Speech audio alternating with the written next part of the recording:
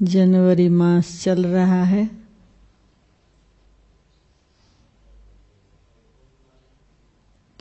साल की शुरुआत है,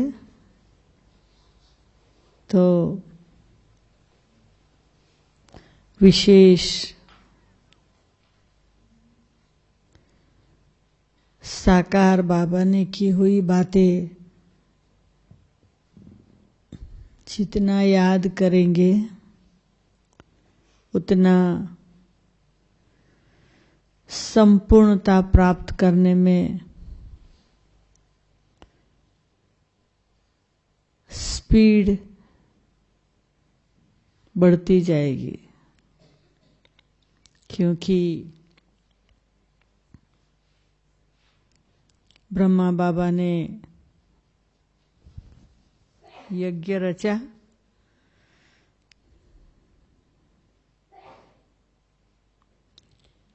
आप सब खाली यही सोचो कि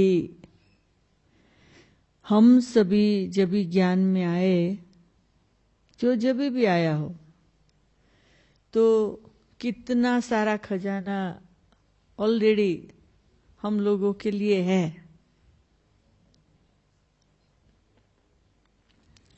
तैयार खजाने पर आए हैं।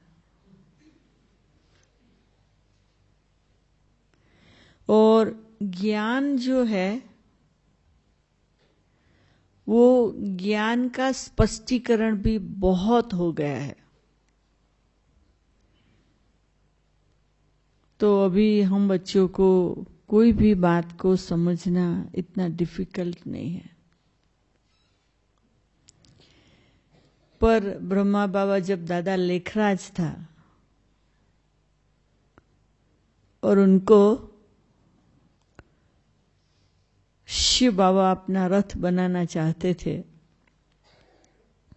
वो घड़ी सोचो कैसी होगी।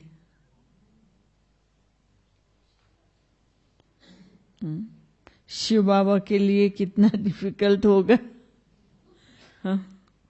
और ब्रह्मा बाबा के लिए कितना डिफिकल्ट होगा, क्योंकि ब्रह्मा बाबा को पता भी नहीं था मैं ब्रह्मा बाबा हूं।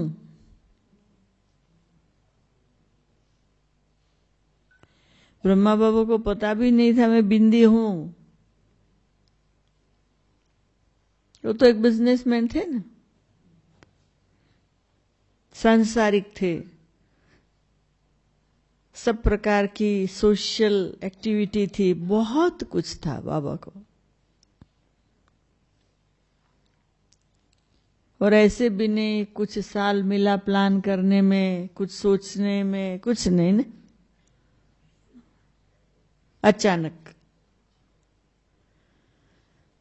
अचानक शिव बाबा ने ब्रह्मा बाबा में प्रवेश कर लिया। वो घड़ी कैसी होगी? शिव बाबा को पता है मुझे इस रथ द्वारा काम शुरू करना है, पर ब्रह्मा बाबा को तो ये पता नहीं है ना कि मेरे द्वारा कोई इतनी महान अथॉरिटी सारे विश्व परिवर्तन का कार्य करने वाली है।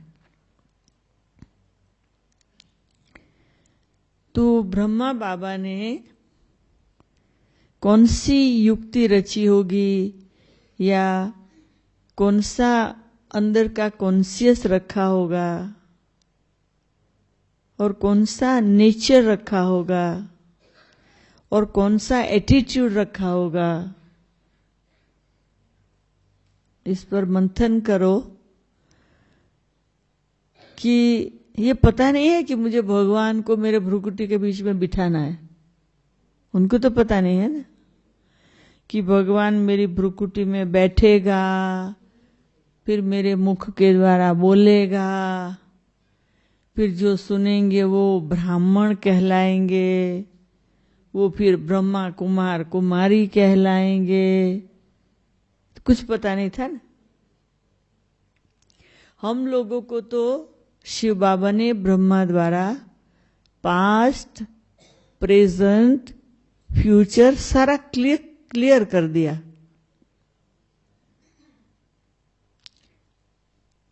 अगर उस ढंग से सोचेंगे ना आज सोने के पहले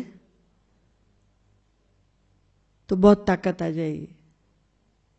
बिना जाने पहचाने कुछ पता नहीं है क्या हो रहा है और स्वीकार कर लेना।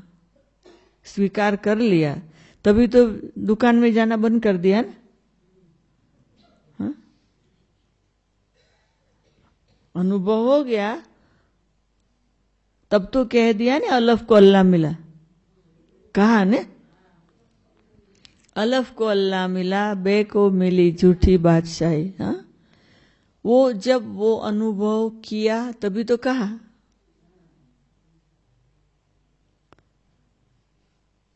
और ये भी कह दिया मैं आ रहा हूं, तुम धंधा संभालो। है आई तार लेप की, हुआ रेल कराई, मैं आ रहा हूं तेरे को कहने लिए। आप सोचिए कि भगवान की जो शक्ति है वो इतनी ऊंची है और वो खाली ब्रह्मा द्वारा काम करना नहीं चाहती, हम सबके द्वारा करना चाहती है। ब्रह्मा का रथ लिया, हमारा रथ लेवे के ना लेवे, हमारा मन यूज कर सकता है, बुद्धि यूज कर सकता है, शरीर भी यूज कर सकता है, हमारी विशेषताएं भी यूज कर सकता है, हमारी आर्ट भी, जो भी है भगवान इस संगम पर यूज कर सकता है। ऐसे नहीं कि खाली शिव बाबा का ने ब्रह्मा बाबा का यूज किया और हम लोगों का नहीं कर सकता, हमारा सब कुछ कर सकता। हम बच्चों के द्वारा बाबा औरों को साक्षात्कार करा सकता है, बाबा औरों को अनुभव करा सकता है। परंतु वो हमें मंथन करना पड़े, हमें तैयार होना पड़े, हमें वो स्थिति बनानी पड़े। हमें सोचना चाहिए कि ब्रह्मा बाबा उस समय दादा लिख रहा था, संसार में फंसा हुआ क्या परिवर्तन लाया होगा जो भगवान पसंद आ गया। उनको भगवान पसंद है, भगवान को वो पसंद आए। हाँ।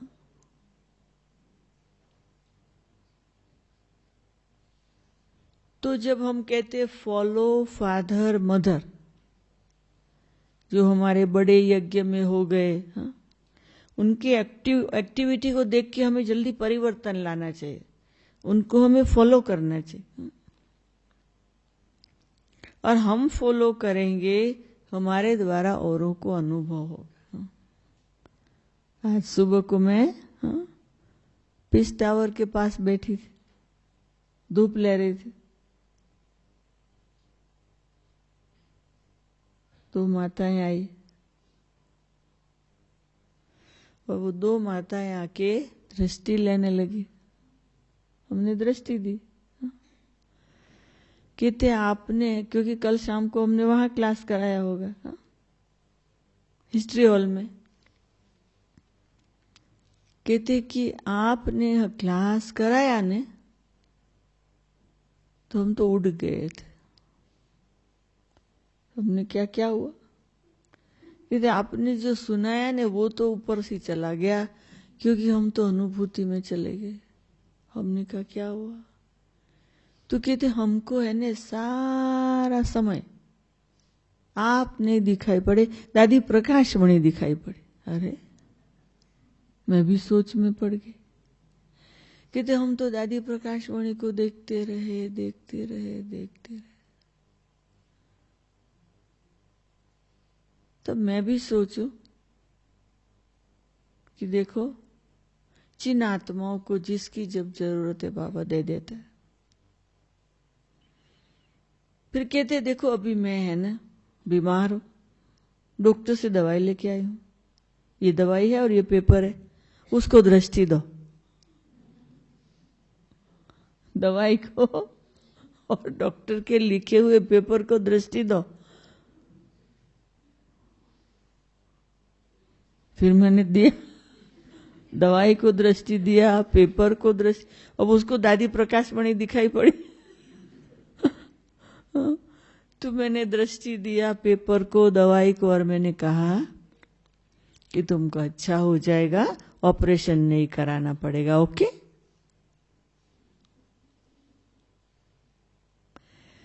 मैं क्यों ये सुना रही हूं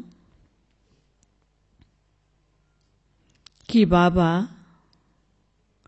अपना कार्य संपूर्ण करने के लिए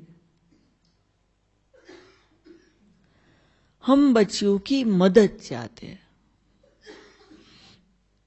हम भगवान की मदद जन्म जन्मांतर लेते रहे, हर जन्म लेते रहे, हर कर्म में लेते रहे, भगवान को बिना जाने भी लेते रहे, जानते भी नहीं थे। छोटी छोटी बात भगवान को कहते थे, मुझे मदद दो, मुझे मदद दो। और अभी भगवान हमसे मदद लेता है, भगवान हमसे मदद चाहता है। तो हर रोज 24 घंटे में से कितना समय मैं भगवान के कार्य में मददगार बनूं। हर रोज ये प्लानिंग करनी है कि मैं रोज रात को देखूं कि आज मैंने मनसा सेवा कितनी की, आज मैंने वाचा सेवा कितनी की, आज मैंने कर्मणा सेवा कितनी की। मन, वचन, कर्म। ब्रह्मा बाबा ने मन वचन कर्म से विश्व परिवर्तन के लिए सब काम करके दिखाया। ब्रह्मा बाबा ने यज्ञ शुरू किया, छोटे छोटे बच्चे आ गए, छोटे छोटे बच्चों को कैसे पालना दी, परिवार की तरह कैसे चलाया, यूनिवर्सिटी की तरह कैसे चलाया, आश्रम की तरह कैसे चलाया। बाप, टीचर, सतगुरु, तीनों का पाठ बाबा ने कैसे बजाया। एक होता है पढ़ के डिग्री लेना, और दूसरा होता है देखते देखते बन जाओ, देखते देखते बन जाओ। तो हमारे लिए तो देखते देखते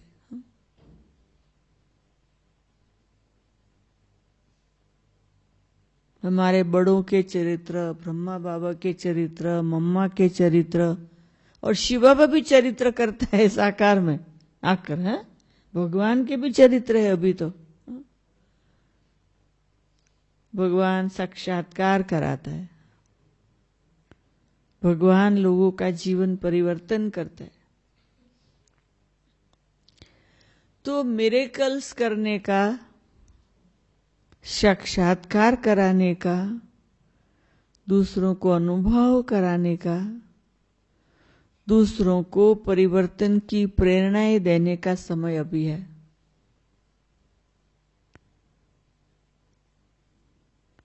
मैंने बहुतों को देखा है, पुरुषार्थ अच्छा करते हैं, परंतु भूल कहां करते हैं, भूल कहां करते हैं, एकाग्रता नहीं होती है। एक साथ 10 बात सोचते हैं, सब बात आधी, एक भी बात पूरी नहीं करते। फिर चप्पल कहाँ छूट जाएगा, पेंसिल कहाँ छूट जाएगी, पेपर कहाँ छूट जाएगा, बुक कहाँ छूट जाएगी, मोबाइल कहाँ छूट जाएगा, सब बस। बाबा को ये पसंद नहीं था। जो काम करो एक्यूरेट करो, जो काम करो पूरा करो, जो काम करो ढंग से करो, जो काम करो व्यवस्थित करो। तो ये सब कुछ जो ब्रह्मा बाबा ने किया, सारे विश्व के परिवर्तन के लिए ब्रह्मा बाबा 2 बजे उठ के विश्व को योगदान देता था। हमने आंखों से देखा है।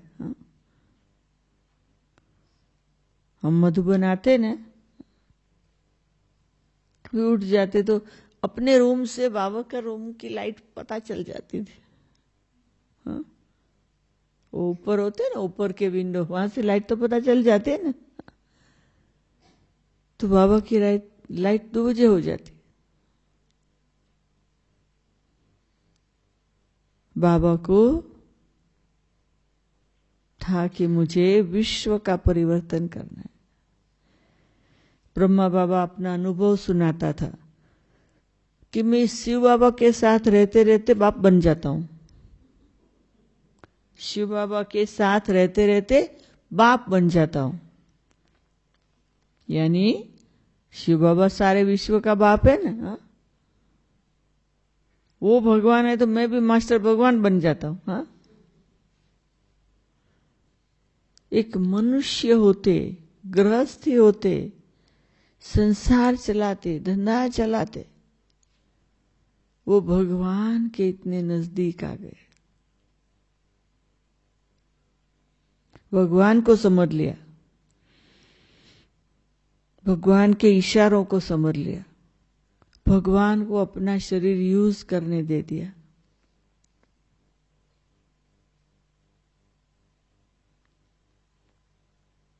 मंदिर बन गया। बाबा का स्थूल शरीर मंदिर बन गया, क्योंकि उसमें भगवान बैठ के बोलता था। तो इस बात पर हम बहुत सोचे। बाबा ने कहा ना, मंथन करो। बाबा जो सुनाता है उस बात का मंथन करो। और मंथन करेंगे तो क्या होगा? क्या कहा था बाबा ने? रात को नींद नहीं आएगी। है? कहा था ना कि मंथन करेंगे तो रात को नींद नहीं आएगी, क्योंकि मंथन करेंगे तो मक्खन निकलेगा ना, वो ताकत देगा। तो इसीलिए बाबा की जो भी बातें हैं, भले सब याद ना भी रहे, वास्तव में सब बात याद रहती भी नहीं, पर जो पॉइंट पर हम मंथन करते हैं, मंथन से जो मक्खन निकलता है, उस मक्खन से जो ताकत मिलती है, वो ताकत साथ रहती है। मक्खन कोई स्थूल मक्खन थोड़ी निकलता है। हा? मंथन करने से अच्छी समझ आ जाती है, वो मक्खन है। अच्छी समझ आती है, निश्चय बढ़ता है, भगवान के लिए प्यार बढ़ता है, भगवान के लिए नजदीक की अनुभूति होती है, और जो चाहे सो कर सकते। अभी चाहे क्या, वो बड़ी बात है। जो चाहे वो कर सकते, पर हम चाहे क्या? इंपॉर्टेंट बात क्या है? हम चाहे क्या, मतलब हम सोचे क्या। कई लोग कहते हमको पता ही नहीं चलता हम क्या सोचे।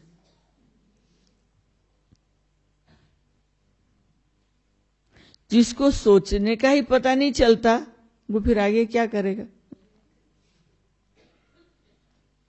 भगवान के इतने बेहद ज्ञान के बाद अगर हमें सोचने का ही पता ना चले तो क्या प्राप्ति, क्या करेंगे?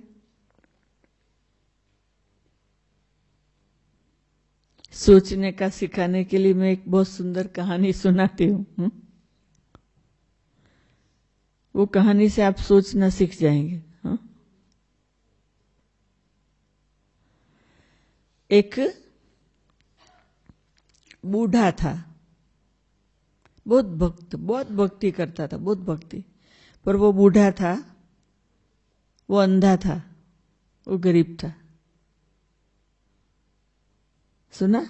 बूढ़ा था, अंधा था, गरीब था और भक्त था। एक दिन उसके घर का दरवाजा किसी ने नॉक किया, तो कहा कौन है? तो बोला मैं भगवान हूं। तो बोला आओ आओ भगवान, आप मेरे घर कहाँ से?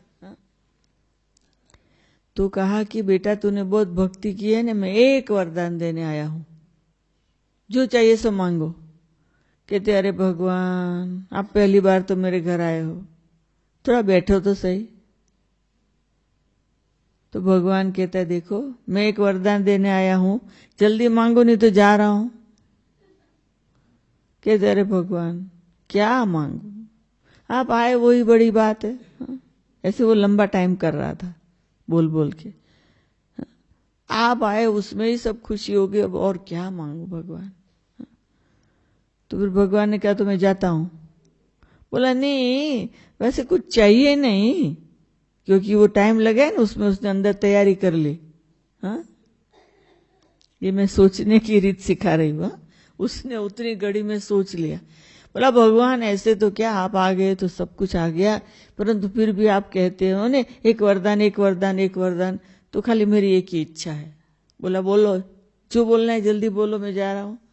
कहते भगवान क्या है, वैसे कुछ नहीं चाहिए, परंतु फिर भी आप कहते हो ना, तो चलो मेरी एक इच्छा है, मैं मेरे बेटे के बेटे को मेरे घर की 7वीं मंजिल पर सोने के चम्मच से दूध पीता हुआ देखना चाहता हूं,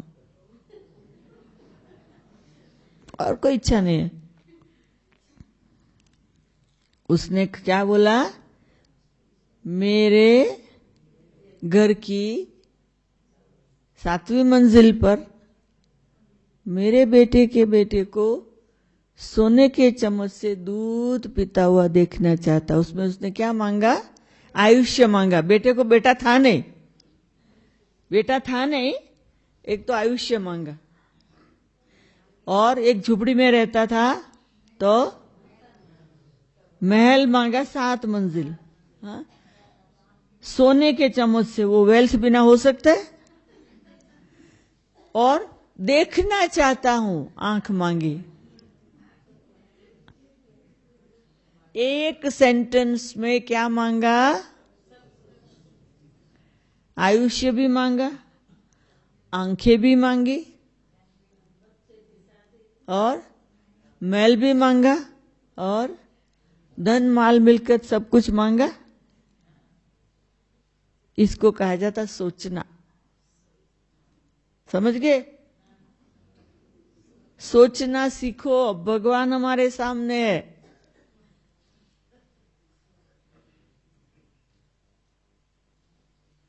अभी नक्की करो मुझे क्या सोचना है। मेरे को किसी ने कहा आप क्या सोचते, मैंने कहा सारे सोच का सारे एक ही है, मैं विजयी अष्टरतन में हूं, बस हो गया, हो गया ना। मैं विजयी अष्टरतन में हूं। ये ईगो नहीं, मेहनत। एक होता ईगो, बैठ जाओ दादी मां बन के, नहीं काम करो। अष्टरतन में आने वालों को क्या क्या करना पड़ता है। किसी ने इंसल्ट किया, अरे वेदांती तेरे को अष्टरतन में आना है तो तेरा ही तो इंसल्ट होगा, चलो आगे। कोई बात में नुकसान हुआ, अरे वेदांती अष्टरतन में आना है तो नुकसान का अनुभव होगा, तभी तो फायदे का अनुभव होगा, चलो आगे।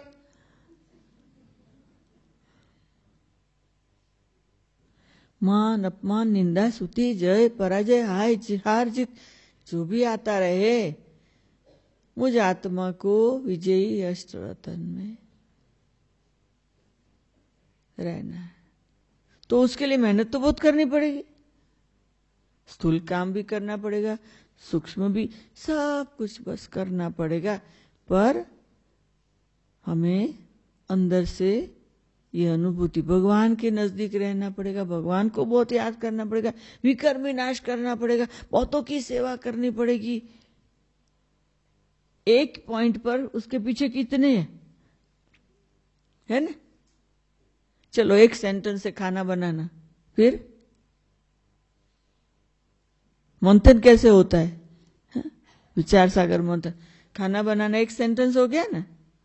फिर जाओ किचन में दाल निकालो, फिर धो, फिर भिगो, फिर कुकर में डालो, फिर स्टोव पर चढ़ाओ। ये कितनी लंबी होगी ना विधि। सब्जी बनाना है, बोलने से बन जाएगी? सब्जी लेना है, काटना है, धोना है, बनाना है, रोटी बनाना है। तो विचार सागर मंथन क्या है? एक शब्द के ऊपर, एक वाक्य के ऊपर, एक पॉइंट के ऊपर डीप सोचना। ऐसे दुनिया में कोई नहीं कह सकता हमको मंथन नहीं आता है। आता है, पर उल्टा या सुल्टा। गड़बड़ कहाँ है? या उल्टा करते या सुल्टा करते। तो हमें उल्टा मंथन नहीं करना है, सुल्टा मंथन करना है। हमें दूसरों को देखने में हमारा टाइम वेस्ट नहीं करना है। हमें फास्ट जाना है, बराबर? अच्छा, भी थोड़ा समय आपको देते कुछ पूछना हो तो। 8:15 तक है ना, अभी 15 मिनट आपकी, कुछ पूछना हो तो।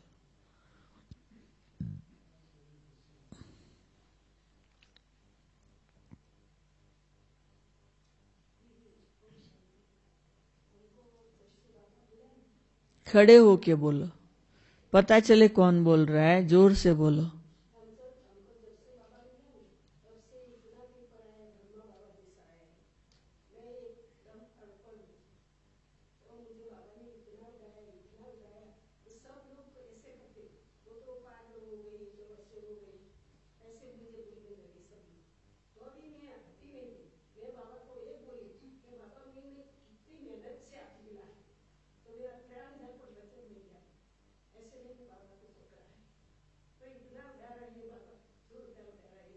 ये तो आपने अनुभव सुना है, बहुत अच्छा, बहुत अच्छा।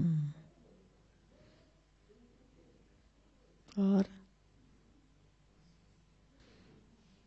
क्योंकि हम बोलेंगे तो हम ही बोलेंगे जो हमको बोलना है। आप पूछेंगे तो और बात निकलेगी। जी, खड़े होके बोलो जोर से। अमृत वेला पावरफुल कैसे करे?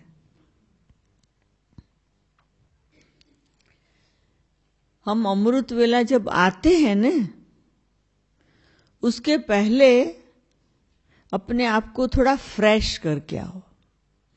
ऐसे नहीं टाइम हो गया बिस्तर से दौड़ के जल्दी आके स्टॉल लेके बैठ गए और झुटके खाते रहे। अगर अमृत वेला पावरफुल बनाना है तो थोड़ा पहले उठो, थोड़ा डीप ब्रीदिंग करो, अपने जो ब्रेन की सब नर्व है उसको एक्टिव करो, शांति से बैठ के थोड़ा पानी पी लो, अपनी सिस्टम को एक्टिवेट करो, अपने ब्रेन को एक्टिवेट करो, अपनी आंखों पर ठंडा ठंडा पानी के छिड़के लगाओ। सारी रात की जो नींद की प्रैक्टिस है आंख को, उसको भी खुला रखना है, वो फिर बैठे बैठे सो जाएंगे। जो नींद में से आते हैं ना, तो बैठे बैठे भी नींद कर लेंगे ना, आंख बंद हो जाएगी। उसको किसी का दोष नहीं, पर हमें आंख को फ्रेश करके लाना है। उसकी सारी रात सोते सोते आंखों पर गर्मी आ जाती है बहुत, तो ठंडा पानी छिड़कने से जो हमारी गर्मी है ना वो कम हो जाती है, तो आंख फिर धीरे से वो फ्रेश होके खुल सकती है। फिर अपना जो ब्रेन है, अपना जो मन बुद्धि है, उसको डल नहीं करो। वैसे मेरा तो ऐसे है कि मैं तो डबल करती हूँ। बाबा के साथ रूह रिहान करने के लिए मैं को पता है कि ऐसे बैठ जाएंगे तो जुट के आएंगे, डल हो जाएंगे। तो अंदर मन बुद्धि से भी बाबा से रूह रिहान करती हूँ। साथ साथ हमारे ये जो है ना ये फिंगर्स जो है ना मुद्रास, तो आप बैठे बैठे अपने शॉल के अंदर ही अपनी फिंगर दबाते रहो, अपनी वो मुद्रास करते रहो, तो योग भी कर रहे हो और वो भी चल रहा है, तो आपके सारे बॉडी की एक्सरसाइज भी हो रही है। तो ऐसे आपको नींद नहीं आएगी फिर, क्योंकि याद रखना है पहली फिंगर, उसके बाद दूसरी फिंगर, उसके बाद तीसरी फिंगर, उसके बाद चौथी फिंगर, फिर पांचवी फिंगर, फिर दूसरे हाथ की फिंगर, फिर यहाँ करना है, फिर हथेली में करना है, फिर ये पॉइंट। तो वो बाबा की याद भी रहेगी और वो शरीर भी अलर्ट रहेगा, तो डबल एनर्जी आ जाएगी। तो वो अमृत पेला फिर डल हो ही नहीं सकते। मैं तो साथ में डबल काम कर मुद्रास भी कर लेती हूँ। वो ऐसे करते हैं, फिर ऐसे करते हैं, फिर ऐसे करते, फिर ऐसे करते, फिर ऐसे करते, 2-2 मिनट, 3-3 मिनट, 5-5 मिनट। बहुत ठंडी लगती है तो फिर ऐसे ऐसे करते हैं, तो गर्मी आ जाती शरीर में। तो ये सारे मुद्रास भी करने का, तो ठंडी भी भाग जाएगी और माइंड भी एक्टिव रहेगा, शरीर भी एक्टिव रहेगा और हेल्दी भी रहेंगे। ठीक है? क्या? हाँ, वास्तव में क्या है, मैं और मेरी छोटी बहन है अहमदाबाद में, चंद्रिका बहन, तो बचपन से घर में हम दोनों बहनों को हमारे माँ बाप एक सरीखे सब बात देते थे, सभी को सब कुछ। अभी हम यज्ञ में आए, मधुबन में आए दोनों बहनें, तो साकार बाबा ने उसको कहा भोग लगाओ, स्टेज पर बिठा दिया, ट्रांस पे भेज दिया। अब मेरे को हुआ ये यहाँ तो एक को मिलता है दूसरे को नहीं मिलता, ये क्या बात है? उसको मिला मेरे को नहीं मिला, ज्ञान में तो मैं पहले आई। फिर मैंने उसको एक दिन कहा तुम बाबा को पूछना कि तुमको ये गिफ्ट मिली और मेरे को क्यों नहीं मिली। तो वो वतन में बाबा को पूछा उसने, तो बाबा ने उनको स्केल बताया, स्केल ऐसे, और एक बाजू वो थी एक बाजू मैं थी, और एकदम दोनों एक लेवल में था। तो बाबा ने कहा बच्ची को बोलना, वेदांती बच्ची को, कि आप दोनों बाबा के दिल में एक लेवल में हो, परंतु जिसको जब जरूरत होगी तब मिलेगी। फिर उस पर मैंने मंथन किया, जवाब मिल गया, क्योंकि मैं तो आते ही सरेंडर हुई। उसने नक्की किया था मैं कभी सरेंडर नहीं होगी, मैं पढ़ेगी, नौकरी करेगी। और मेरे को तो बाबा ने कहा नौकरी टोकरी कुछ नहीं करना है, सरेंडर हो जाओ, तो मेरे को कर दिया। तो जब इसको ये ट्रांस की गिफ्ट वगैरह मिलाने, तो बाबा ने उधर ही उसके दिमाग को ठीक कर दिया सरेंडर करने लिए, इसलिए उसको जरूरत थी तो उसको मिल गया। तो मेरे कुछ साल बाद वो सरेंडर हुई। फिर वो बॉम्बे में थी, मैं अहमदाबाद में, फिर ट्रांसफर हुई, मैं बॉम्बे गई, वो अहमदाबाद। तो मैं जब बॉम्बे में थी ना, तो पुष्प शांता दादी हर गुरुवार को भोग लगाती। फिर वो मधुबन आई थी, तो उनकी बहन आत्म मोहिनी दादी ने कहा भोग लगाओ, तो मैं तो वो 2 गीत बजा, योग लगा के पूरा करके उतर गई। फिर बाबा के पास नहीं की, तो मैंने इग्नोर कर दिया। फिर दूसरे गुरुवार को कहते बाबा के पास जाना, तो मैंने कहा मेरे को नहीं आता है, मैं नहीं लगाऊंगी भोग। तो वो सामने नीचे बैठ गई और दृष्टि देती रही, तो भी मैं तो नहीं गई, ऐसे थोड़े जाते हैं। फिर तीसरे गुरुवार को कहा बाबा के पास जाओ। अब दृष्टि देते देते क्या हुआ मुझे पता नहीं, मैं बाबा के पास चली गई। बाबा के पास गई, बाबा ने मैसेज दिया, सब कुछ हुआ, पर मैं वापस आई तो मेरे में बैलेंस नहीं था कुछ भी, तो रो रही थी कुछ, मैं डर गई थी, तो सुनाने की कैपेसिटी नहीं। मुझे उठा के बिस्तर पे डाल दिया 2-3 घंटा। उसके बाद जब मेरे में थोड़ा ताकत आई, तभी मुझे सबने कहा क्या देखा था क्या, तो तभी मैंने मैसेज सुनाया। तो बाबा ने मुझे फर्स्ट मैसेज में वो दिया था, वो मशाल, फ्लेम, और कहा था कि बच्ची ये फ्लेम लेके जाओ, सारे विश्व की सेवा करो। तभी पासपोर्ट भी नहीं था, कुछ भी नहीं था, नाम भी नहीं था कुछ, तो तभी बाबा ने ये दिया। और उसके बाद तो फिर धीरे धीरे तो नॉर्मल हो जाता, फिर विदेश में जाने का हुआ ऐसे।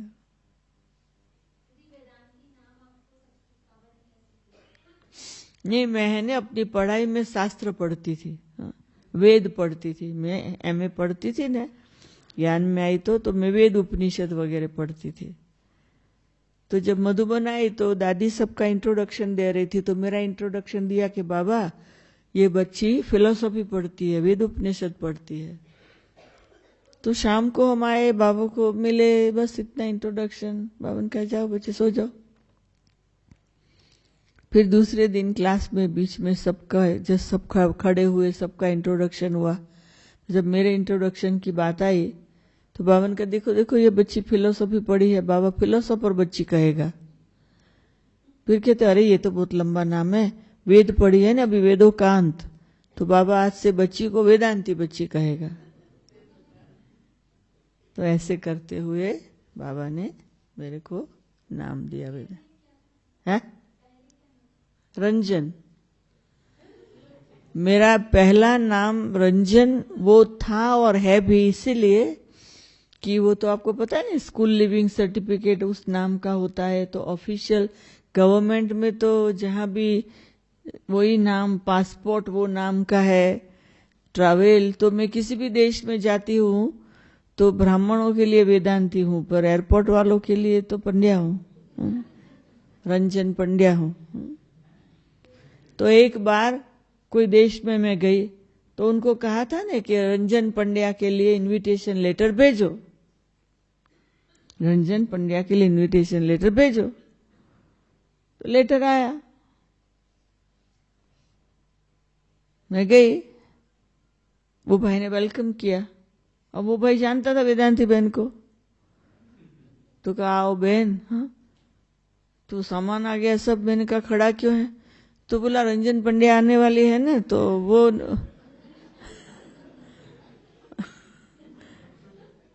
उनको ये नहीं पता था मेरा नाम ही वो है, हाँ? तो बोला कि रंजन पंड्या नहीं आई है आपके साथ। ऐसे भी होता है कभी, हाँ?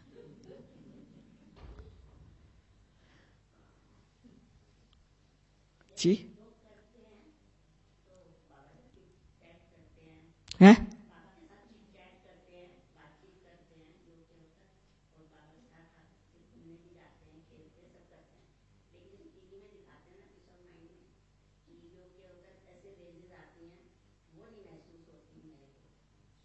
क्या है, टीवी में तो दिखाने के लिए दिखाते, फिजिकली कोई रेज नहीं आते हैं, फिजिकली ऐसे रेज कभी नहीं आते हैं, वो तो खाली समझाने के लिए दिखाते हैं, आते नहीं है। ये तो साइंस की क्रिएशन है सारी, ऐसे कोई हमारे पास भी रेज आते नहीं है।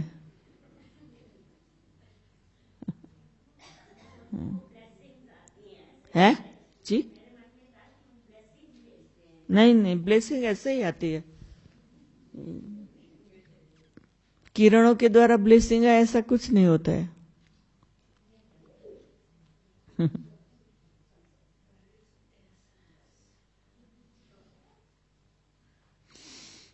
चलो ओम है।